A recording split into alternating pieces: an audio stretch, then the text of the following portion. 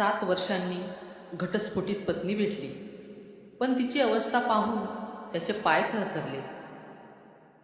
7 वर्षांपूर्वी ज्या पत्नीने अर्जुनला गरीब म्हणून सोडलं होतं, तीच आज पावसात भिजत लोकांच्या घरची भांडी घासत त्याच्यासमोर उभी होती. अर्जुनकडे आता पैसा होता, मान होता, सत्ता होती, पण तिच्या डोळ्यातला पश्चाताप पाहून त्याच्या मनात पुन्हा जुन्या जखम्या जाग्या झाल्या होत्या. एकीकडे तिने त्याला दिलेला अपमान आणि दुसरीकडे अजूनही त्याचं तिच्यावरचं न संपलेलं प्रेम. त्या रात्री अर्जुनला एक निर्णय घ्यायचा होता, ज्याने फक्त त्या दोघांचं आयुष्यच नाही तर संपूर्ण गावाचा विचार बदलणार होता. अर्जुनने त्याच्या घटस्फोटित पत्नीला पुन्हा स्वीकारलं का, की तिच्या अहंकाराची शिक्षा तिला एकटीलाच भोगू दिली? पुढे जे घडलं ते पाहून गावातील प्रत्येकाच्या डोळ्यात पाणी आलं. मंडळी, कधी कधी आयुष्य इतकं मोठं वळण घेतं की काल ज्यांनी आपल्याला कमी लेखलं होतं तेच लोक एक दिवस नियतीसमोर हात जोडून उभे राहतात. ही कथा आहे एका गरीब पण स्वाभिमानी मुलाची, ज्याच्याकडे पैसा नव्हता पण त्याचं मन मात्र खूप श्रीमंत होतं, आणि एका अशा अहंकारी मुलीची जिला प्रेमापेक्षा श्रीमंती महत्त्वाची वाटत होती. ही कथा फक्त प्रेमाची नाही तर अहंकार, संघर्ष, विश्वासघात आणि क्षमेची आहे, जी शेवटपर्यंत तुमच्या डोळ्यात पाणी आणेल. चला तर मग सुरू करूया आजची हृदय पिळून टाकणारी ही कथा. बिहारच्या सिवान जिल्ह्यात सोनापूर नावाचं एक छोटंसं गाव होतं. गाव साधं होतं, पण तिथली माणसं भावनांनी खूपच श्रीमंत होती. त्याच गावात राहत होता एक अर्जुन नावाचा युवक. अर्जुनचं घर मातीचं, छप्पर पावसात गळणारं, आणि परिस्थिती इतकी वाईट की कधी कधी रात्रीचं जेवण मिळेल की नाही हेही त्यांना ठाऊक नसे.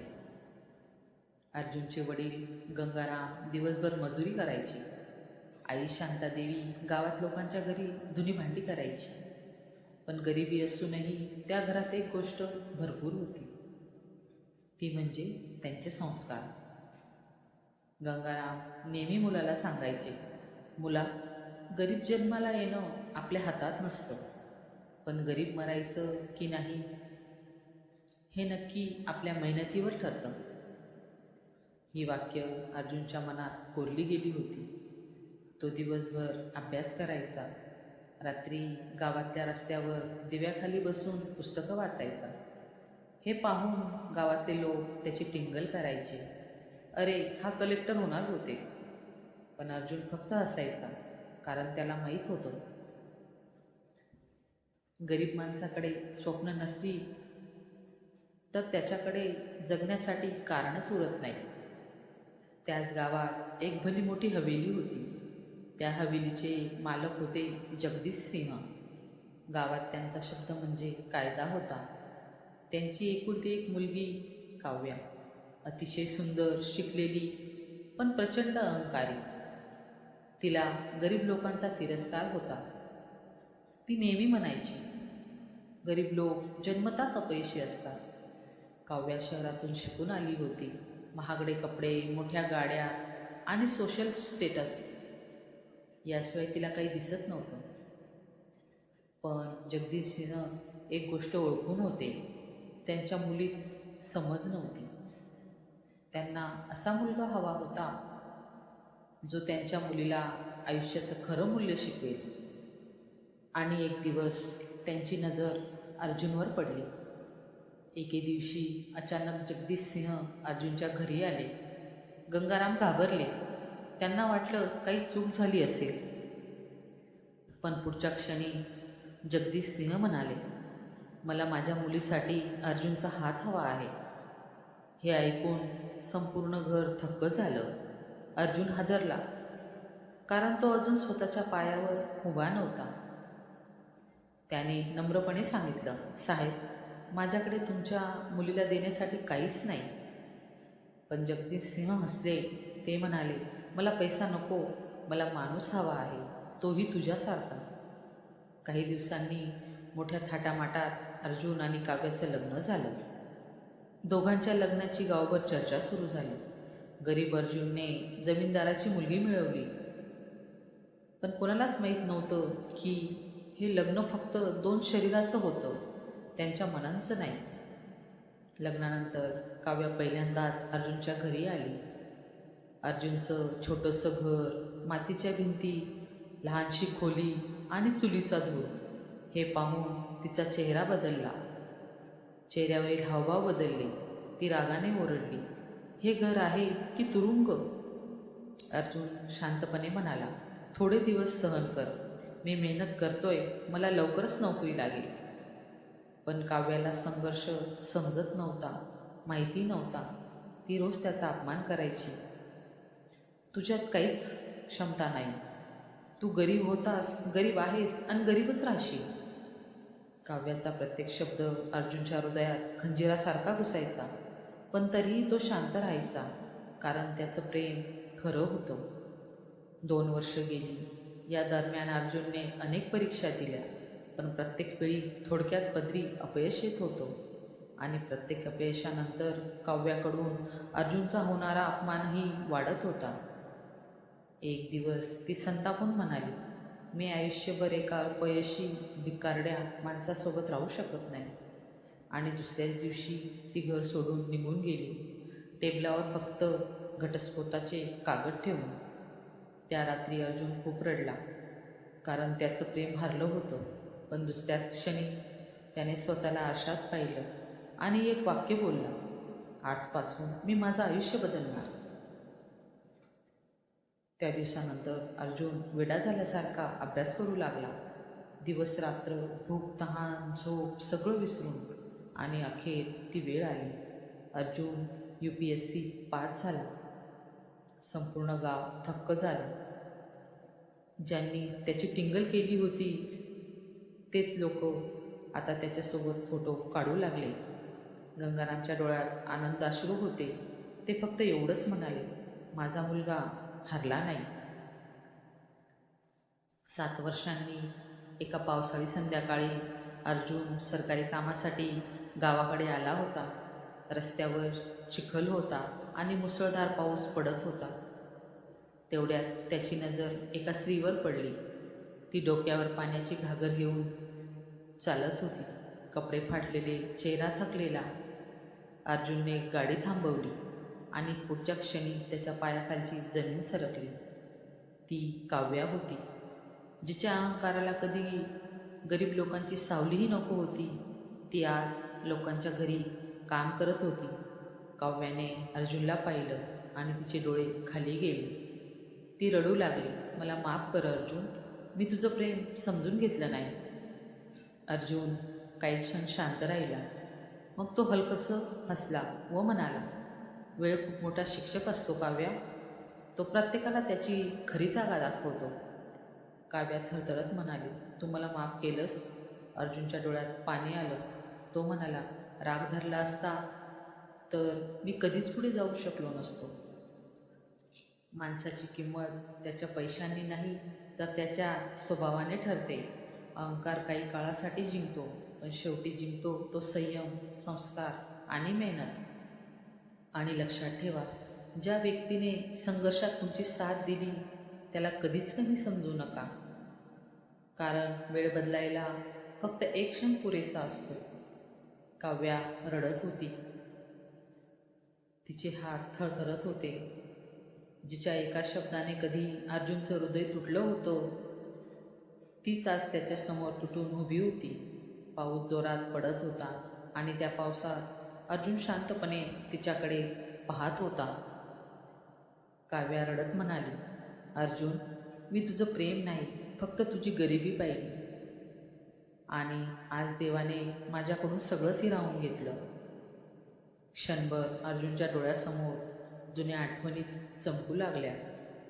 ते अपमान, त्या रात्री, ते अश्रू आणि ते रिकामं घर. पण पुढच्या क्षणी अर्जुनने स्वतःचा कोट काढला आणि शांतपणे काव्याच्या डोक्यावर धरला. काव्या थक्क झाली. अर्जुन हलक्या आवाजात म्हणाला, जीवनाने मला एक गोष्ट शिकवली काव्या. तुटलेली माणसं आवाज करत नाही, ती फक्त शांत होतात. हे ऐकताच काव्या मोठ्याने रडू लागली आणि अर्जुन पहिल्यांदाच तिच्याकडे वळून म्हणाला, चल, इथं उभी राहिलीस तर आजारी पडशील. काव्याचे डोळे मोठे झाले, कारण 7 वर्षानंतर पहिल्यांदा तिला अर्जुनच्या आवाजात राग नाही तर फक्त वेदना दिसली. आणि मंडळी, याच क्षणापासून सुरू झाली 2 तुटलेल्या हृदयांची सर्वात भावनिक यात्रा. रात्र खूप गडद झाली होती. पाऊस अजूनही मुसळधार कोसळत होता. काव्या शांतपणे अर्जुनच्या गाडीत बसली होती. 7 वर्षापूर्वी जी मुलगी त्याच्या सायकलवर बसायला लाजायची, ती आज त्याच्यासमोर डोळे खाली करून बसली होती. गाडीत पूर्ण शांतता होती, फक्त पावसाचा आवाज आणि दोघांच्या श्वासांचं कंपन. काव्या हळू आवाजात म्हणाली, तू अजूनही माझ्यावर रागावलायस ना? अर्जुन काही क्षण शांत राहिला. मग हलकंसं असलं, राग? राग तर त्या लोकांवर येतो ज्यांच्याकडून अपेक्षा असते. हे ऐकताच काव्याचं हृदय तुटलं, कारण त्या एका वाक्यात 7 वर्षांची वेदना दडली होती. अर्जुन तिला एका छोट्याशा हॉटेलमध्ये घेऊन गेला. गरम चहा मागवला. काव्या कप पकडताना थरथरत होती. अर्जुनने विचारलं, तुझी ही अवस्था कशी झाली? आणि मग काव्या पहिल्यांदाच पूर्णपणे तुटली. ती रडत रडत सांगू लागली, तुझ्याशी घटस्फोट घेतल्यानंतर मी बाबांच्या सांगण्यावरून एका मोठ्या उद्योगपतीच्या मुलाशी लग्न केलं. मला वाटलं आता आयुष्य राणीसारखं असेल, पण तो माणूस दारुड्या होता. त्याचे दुसऱ्या स्त्रीसोबत संबंध होते. तो रोज मला मारायचा, मला अपमानित करायचा. अर्जुन शांतपणे ऐकत होता. काव्या पुढे म्हणाली, एक दिवस बाबांचाही हार्ट अटॅकने मृत्यू झाला. व्यवसाय आधीच बुडाला होता आणि काही महिन्यांनी त्या माणसाने मला घराबाहेर काढलं. तेव्हा पहिल्यांदा मला तुझी आठवण आली अर्जुन, कारण गरीब असूनही तू मला कधी रडवलं नव्हतंस. काव्याचं हे बोलणं ऐकून आता मात्र अर्जुनच्या मनातील युद्ध सुरू झालं होतं. त्या रात्री अर्जुन झोपू शकला नाही. त्याच्या डोक्यात 2 आवाज सुरू होते. पहिला आवाज म्हणत होता, ही तीच मुलगी आहे जिने तुला अपमानित केलं. आणि दुसरा आवाज म्हणत होता, ती आता तुटली आहे. तो बाल्कनीत उभा राहून पावसाकडे पाहत होता. तेवढ्यात त्याची आई शांतादेवी यांचा फोन आला.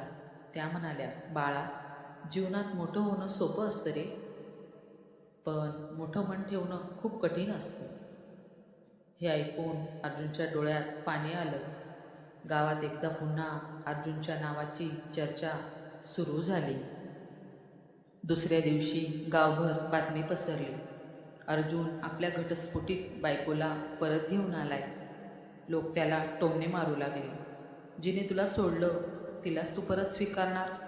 इतका मोठा अधिकारी असूनही? पण अर्जुन शांत होता, कारण त्याला माहीत होतं, लोक तमाशा पाहतात, वेदना नाही. काव्या आता पूर्ण बदलली होती. ती रोज शांतादेवीसोबत स्वयंपाक करायची, घर साफ करायची. एका दिवशी तिने अर्जुनच्या खोलीत जुनी वही पाहिली.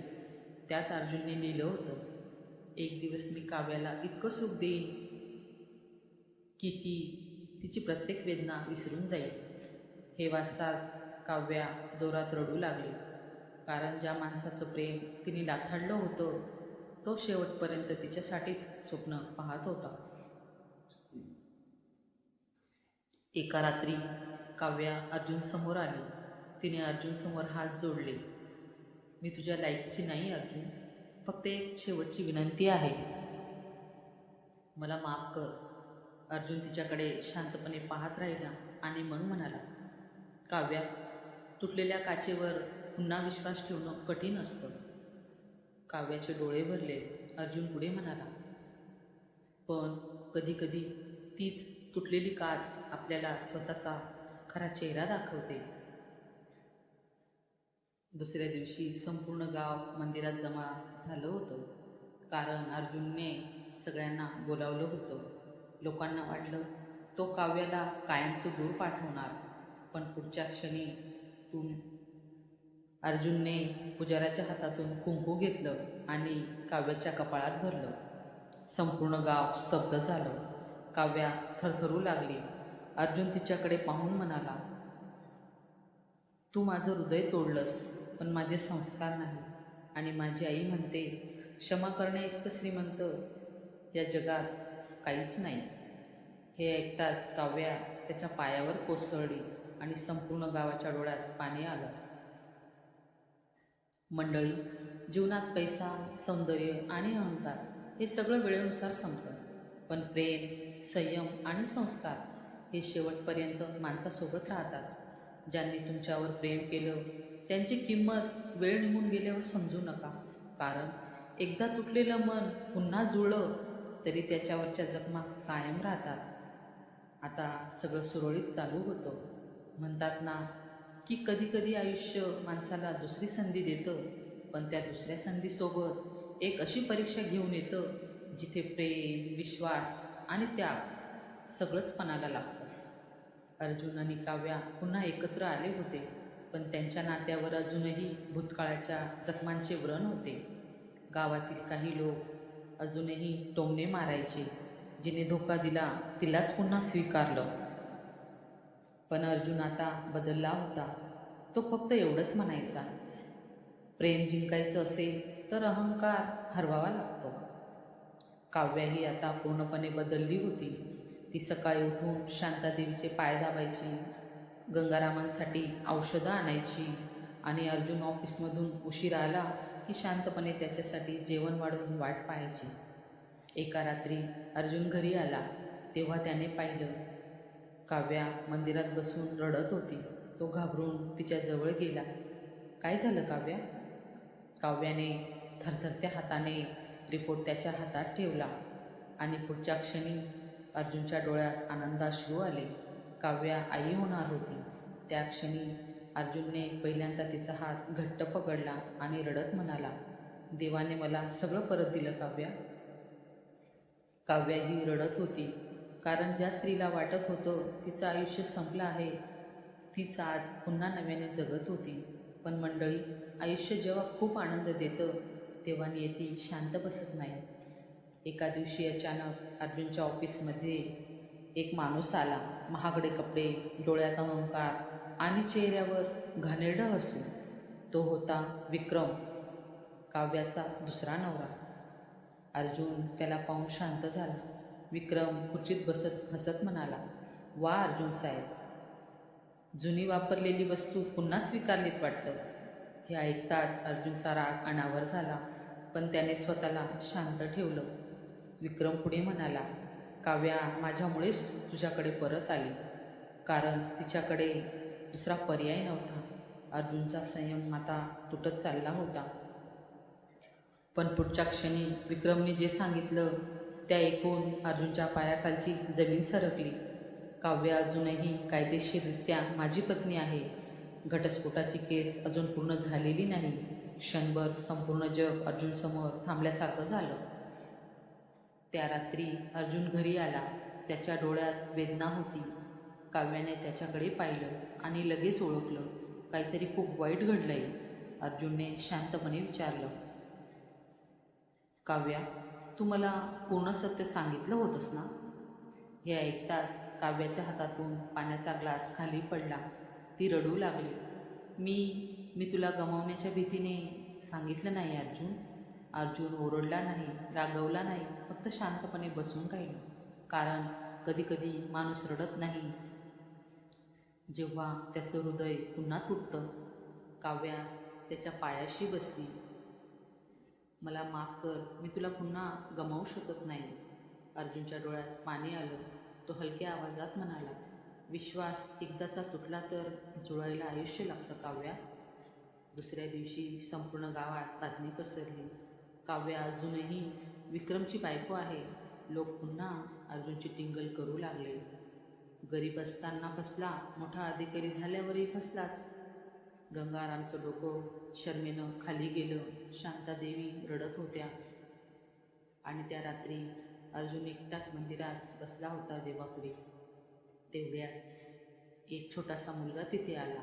फाटके कपडे, पायात चप्पल नाही. तो म्हणाला, साहेब, आई म्हणते मोठी माणसं ती नसतात ज्यांच्याकडे पैसा असतो.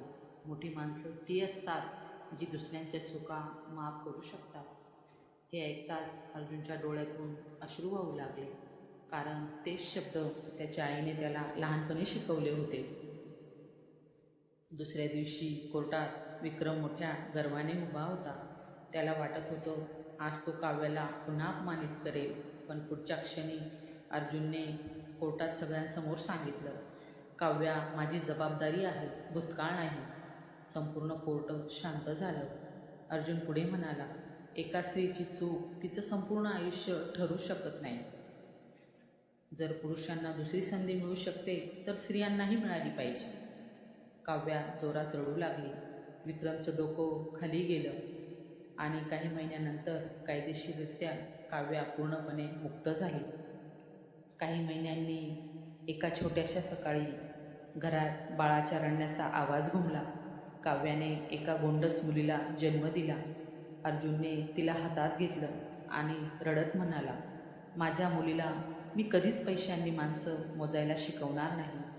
शांता देवीच्या डोळ्यात आनंदाश्रू होते आणि काव्या, ती फक्त अर्जुनकडे एकटक पाहत होती, कारण ज्या माणसाला तिने कधी गरीब म्हणून नाकारलं होतं तोच आज तिच्या आयुष्याचा सर्वात मोठा आधार बनला होता.